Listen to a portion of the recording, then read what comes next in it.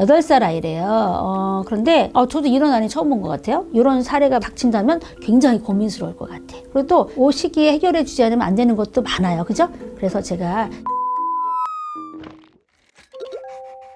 세 번째 사연인데요. 저도 이런 아이 처음 본 것 같아요. 잠자리에서만 책을 읽어주는 걸 좋아한대요. 왜 그런 걸까? 잠자기가 싫어서 그런 걸까? 아니면 얘가 그냥 엄마가 너무 좋아서만 그런 걸까? 고민하셨거든요. 자, 한 3가지로 나눠봤어요. 일단 잠자리에서만 책을 읽는다. 이거는 독서 패턴을 바꾸시는 게 좋아요. 특히 초등학교 1학년이 되기 전까지는 뭘 해야 되느냐? 독서 습관을 꽉꽉꽉꽉 채워놓으셔야 돼. 왜냐하면 초등학교 1학년 딱 가면 어떨까요? 너무 바빠요. 학원도 가죠. 낯설은 생활이죠. 또 엄마들도 또 학교 잘 따라가라고 이것저것 많이 시키잖아.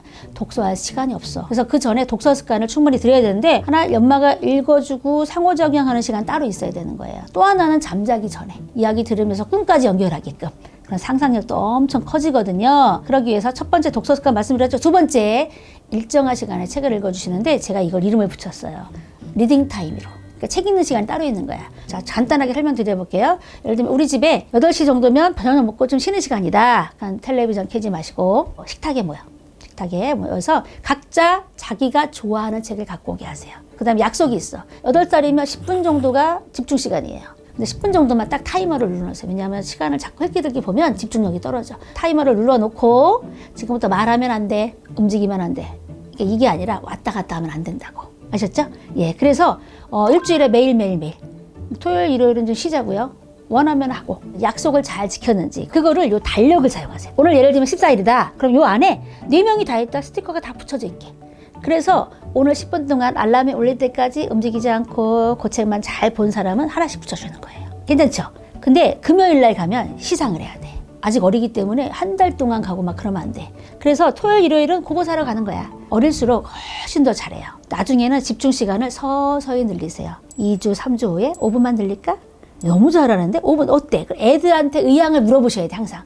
아이들은 생각보다 자기가 정한 결정을 꼭 지키려고 노력을 하거든요. 그런데도 그 시간이 재밌죠? 이 아이는 계속 할 확률이 큽니다. 엄마만 놓치지 않는다면. 세 번째 방법, 마지막은 뭐냐면 엄마가 아무 때서나 책을 읽는 모습을 보여주세요. 무슨 뜻이냐면 엄마가 미용실 간다, 치과 간다, 그러면 가방에다 책을 넣고 가세요. 대기할 때 책을 읽는 거예요. 그럼 엄마 깔깔대고 막 웃기도 하고 남들은 다 그냥 핸드폰만 보고 있잖아요. 근데 엄마는 책을 보는 거야. 얼마나 재밌길래. 아, 미용실 볼 때도 아니면 치과에 갔는데 내 차례가 돌아올 때까지 책을 읽는 거구나. 그냥 잔소리하지 마시고 그냥 보여주세요. 자연스럽게. 그럼 아이들도 자연스럽게 아까 첫 번째, 두 번째 사례가 연결된다면 책 읽는 습관도 되죠. 그리고 어디 갈 때 장난감 핸드폰 안 들고 가고 책을 가지고 가서 읽는 아이가 분명히 될 수밖에 없어요. 그래서 결국 엄마가 바뀌게 되는 거죠. 그리고 가정 환경도 엄마가 바꾸시고. 아셨죠? 3가지 잊지 마시기 바랍니다.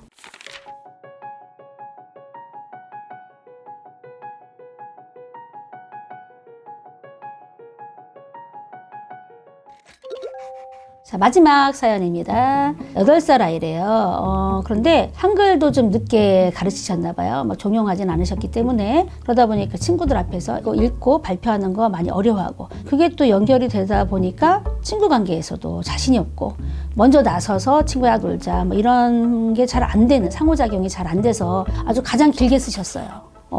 마음이 많이 아프기도 하고 빨리 도와드려야겠다 이런 생각이 좀 들었거든요. 그래서 제가 4가지로 한번 나눠봤습니다. 첫 번째는 일단 한글 지도를 위해서 1학년이니까 어머니가 필사를 하신대요. 한글을 잘 읽게 하시려고 그러시는 거죠? 근데 얘한테는 부담일 것 같아요. 동화책 필사 일기 쓰기 하지 마세요. 왜냐하면 동화책은 생각보다 글밥이 길죠. 어려워요. 쓰는 것 자체부터가 부담이야, 얘는. 그럼 불편하죠? 그래서 얘한테는 일단 많이 읽어주세요. 그래서 듣기가 먼저 되게끔. 그게 읽기 유창성이 글자까지 쓰기까지 넘어간다고 분명히 말씀드렸잖아요. 그래서 그림책을 많이 읽어주면서 상호작용을 하세요. 그 다음에 정필사를 원한다. 왜냐하면 뒤처질까봐 그러시는 거잖아요. 그럴 땐 국어 교과서 있죠. 한 단락 이렇게. 요것만 필사하자 이런 식으로. 또는 짧은 동시 있죠. 재밌는 거. 거기 보면 띄어쓰기도 있고, 그죠? 예, 받침도 있고, 이중 받침도 있고, 여러 가지 형태가 있잖아요. 훨씬 더 재밌죠. 자, 이런 식으로 필사를 해주시면 좋을 것 같고, 두 번째, 난 한글을 못해, 잘 못 읽어 하고 자신감이 없어 하잖아. 그러다 보니까 일어나서 자기 생각을 얘기하거나 책 읽기 발표도 잘 두려워한단 말인 거죠. 이럴 때 가장 좋은 방법은 소리내어 읽기. 근데 소리내서 읽는 게 생각보다 어려워요. 시간 걸리고요. 에너지가 쏟고요. 생각보다 속도가 느려지기 때문에 애들 안 하려고 그래.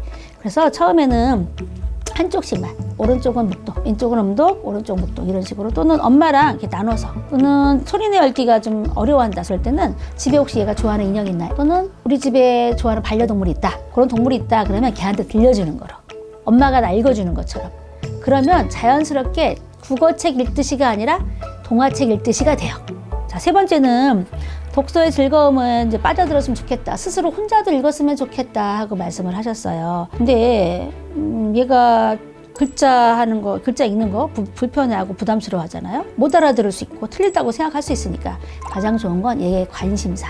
다행히도 엄마가 써놓으셨어요. 뭐였냐면 종이접기랑 그다음에 곤충에 관한 거 좋아한대. 곤충 동화책, 근데 줄글책까지 자연스럽게 넘어가면 이해가 잘 되고 내가 아는 게 더 많아지기 때문에 책 읽기도 수월하고 책 읽는 즐거움을 저절로 알 수 있어요. 잊지 마시기 바랍니다. 마지막, 친구들과의 놀이에 상호작용이 안 돼. 사실 그렇죠. 자신감 없는 아이들은요, 주도적으로 하지도 못하고 다른 애들이 끼워줘야 해. 그죠? 근데 애들이 놀다 보면 특히 1, 2학년까지는 각개전투예요. 놀다가 흩어지고 또 누가 뭐라 그러면 같이 모이고 막 그러거든요. 근데 꼭 챙겨줘야 된다. 그럼 얘는 어느 순간부터 소외될 수밖에 없어. 좋은 방법 첫 번째, 아이들을 다른 친구들, 얘가 좋아하는 친구들을 집으로 초대하세요. 근데 올 때 현관 앞에다가 책을 놓으세요. 재밌는 책. 우리 집에 내가 봤을 때 가장 재밌는 책, 우리 애가 좋아하는 책을 앞에 놓고 그걸 읽어야 들어온다. 이렇게. 그러면 우리 아이들이 그럼 얘는 책을 많이 읽는구나. 친구들도 그렇게 생각할 거고. 만약에 그걸 못 읽는다 그러면 내가 얘기해 줄게 하고 얘한테 얘기해 주라고. 그걸 해야 통과 이래처럼. 그렇게 들어와요. 그런 다음에 얘가 종이접기랑 곤충 이런 거 잘한다 그랬잖아. 그 책을 읽어주게 하거나 얘를 종이접기 선생님으로 모시는 거야. 그래서 오늘은 우리 집에 종이접기 하면 어떨까? 그럼 얘가 직접 종이접기를 하면서 다른 아이를 따라 할 수 있게. 그래서 뭐 재료도 같이 먼저 사러가고 그러면 얘가 주도적으로 하다 보니까 설명하는데, 그리고 다른 애들 어떻게 생각할까요? 와, 너 진짜 잘한다. 그러면 자부심이 생기잖아요. 너무 신나겠죠? 그럼 친구들도 얘 좋은 점을 알게 되니까 더 친해지게 되고, 그러다 보면 얘 사생활도 알게 되고, 뭐 밖에서 노는 거랑 다르게 굉장히 뭐 은밀하게, 그죠? 얘네들만 아는 비밀도 될 수 있잖아요. 그죠? 그렇게 놀게 하시면 어떨까?